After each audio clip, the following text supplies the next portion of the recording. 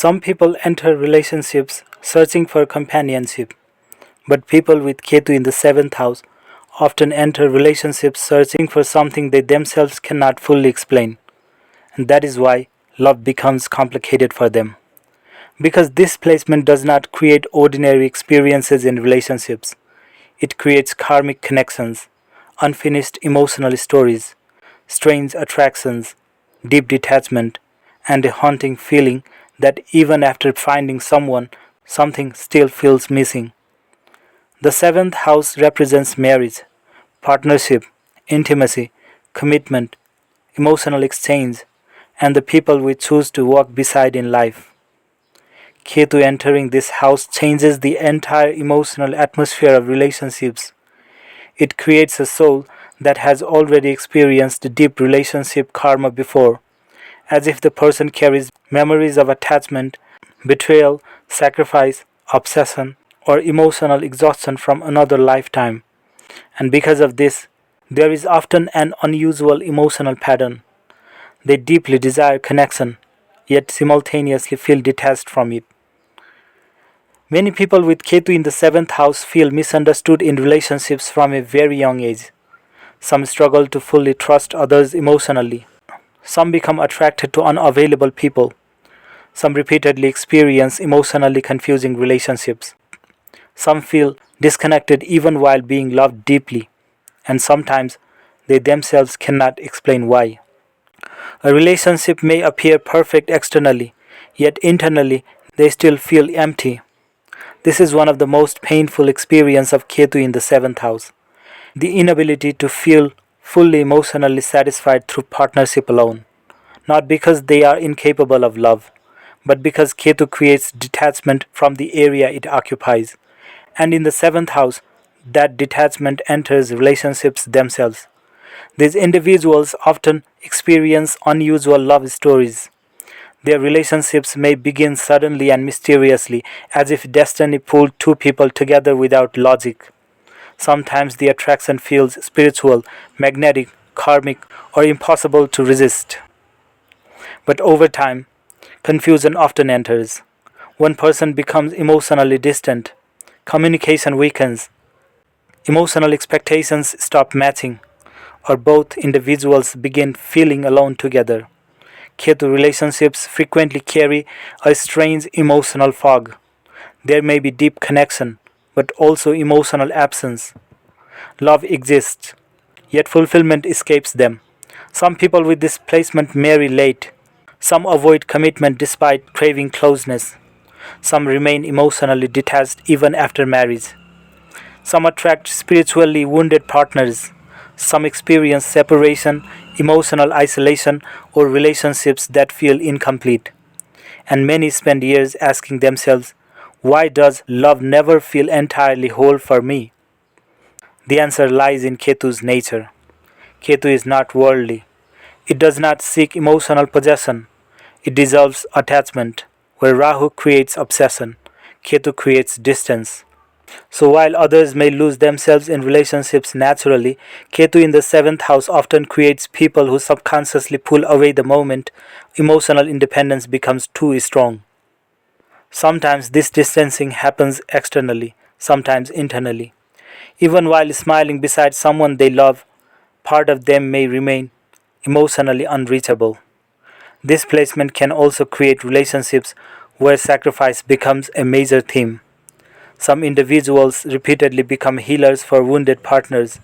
Some tolerate emotionally draining dynamics for too long. Some attract people who are confused, detached, secretive, spiritually troubled, or emotionally unavailable.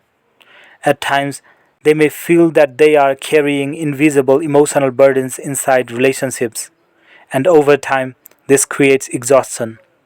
Because Ketu in the seventh house often teaches painful lessons about expectation, the person slowly realizes that no human relationship can permanently remove inner loneliness, and this realization can feel heartbreaking at first. One of the deepest emotional patterns of this placement is the strange coexistence of longing and withdrawal.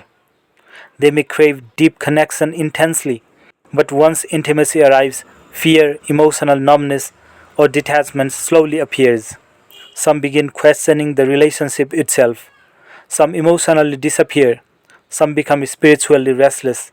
Some suddenly lose interest without fully understanding why. This can create guilt because they may genuinely care for their partner while simultaneously feeling emotionally disconnected from the relationship experience itself. Ketu creates internal separation, and unless consciously understood, this can confuse both partners deeply. But the suffering of displacement is not meaningless. Ketu in the seventh house is trying to teach something profound. Love cannot become a substitute for inner completion. These individuals are often forced to confront emotional truths others avoid. They learn that relationships alone cannot heal identity wounds, cannot remove existential emptiness, cannot permanently silence loneliness, and eventually this realization transforms them spiritually. In many cases, this placement produces individuals who become deeply introspective through relationship pain. Heartbreak changes them profoundly. Separation awakens self awareness. Emotional disappointment pushes them inward. Failed expectations force spiritual growth. And after enough emotional lessons, many begin searching for a different kind of connection, one based not only on attachment but on awareness. At their highest expression, these individuals become capable of extraordinary emotional wisdom. Because they eventually stop viewing love as possession, they begin understanding love as presence, not control, not obsession, not emotional dependency, just presence. Spiritually evolved Ketu in the seventh house individuals often become calmer in relationships over time.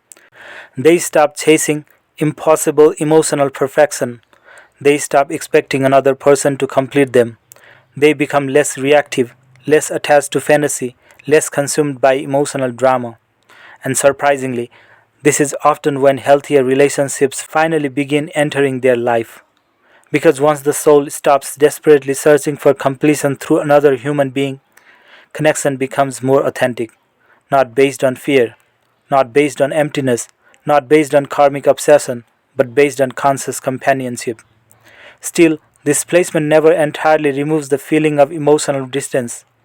Even in happy relationships, part of the soul often remains inwardly detached, observing life quietly from a deeper spiritual place. This is why many people with Ketu in the seventh house eventually develop interest in spirituality, meditation, psychology, philosophy, or self understanding after emotional experiences reshape them. Because their soul slowly realizes the loneliness they were trying to escape through relationships was never truly created by other people. It was a deeper spiritual longing, a longing to reconnect with themselves. And this is the hidden beauty of Ketu in the seventh house. It may deny easy emotional satisfaction. It may create karmic relationships, emotional confusion, distance, separations, or profound heartbreak. But through those experiences, it slowly destroys illusion. The illusion that another person can permanently save us from ourselves. And once that illusion breaks, something extraordinary begins happening. The person starts loving without desperation, without possession, without emotional slavery. For the first time, love becomes peaceful instead of consuming. And that is when Ketu finally reveals its highest lesson. The deepest relationships are not the ones that remove loneliness. They are the ones that teach you how to remain whole even while standing alone.